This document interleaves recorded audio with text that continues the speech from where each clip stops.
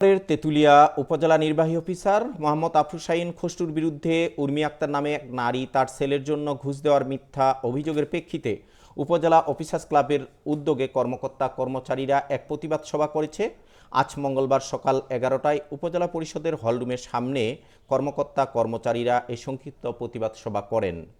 এ সময় বক্তব্য রাখেন উপজেলা কৃষি অফিসার সাবরিনা আফরিন, উপজেলা প্রাণী সম্পদ কর্মকর্তা ডাক্তার নাজমুল হক, উপজেলা মাধ্যমিক শিক্ষা অফিসার মোহাম্মদ শওকত আলী,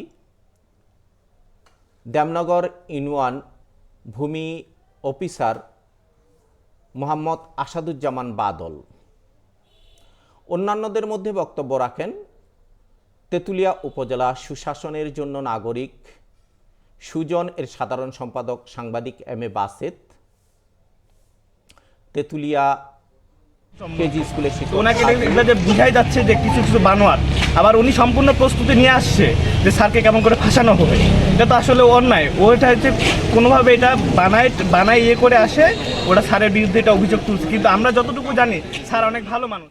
2 নং 3 নং হাট ইউনিয়ন চেয়ারম্যান শাহীন আফরোজ খসরু মহোদয়ের বিরুদ্ধে কালকে ফেসবুকে যেটা প্রচার হয়েছে এটা সম্পূর্ণ ভিত্তিহীন, মিথ্যা বানোয়াট।